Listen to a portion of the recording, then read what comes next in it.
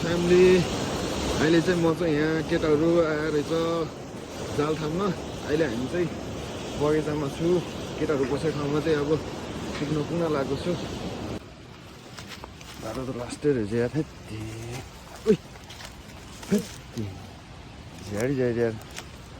ठुलो केटाहरू यहाँ रहेछ यार ल जोर के छ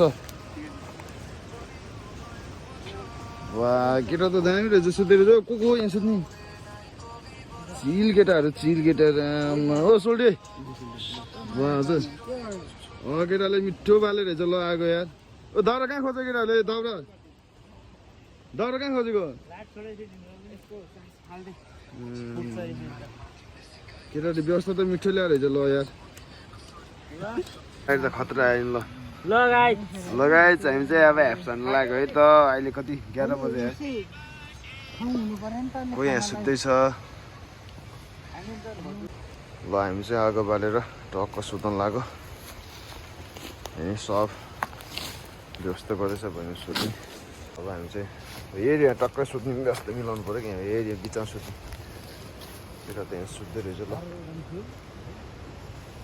यहाँ त मिठो बोले मिठो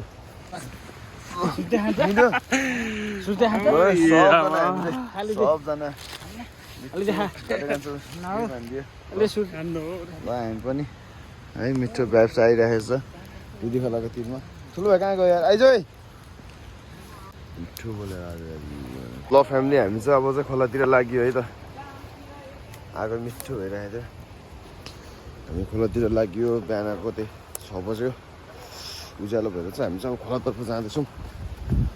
ल त फ्यामिली यहाँ कस्तो परेछ हेरौँ है त नाइस ओए 3टा यहाँ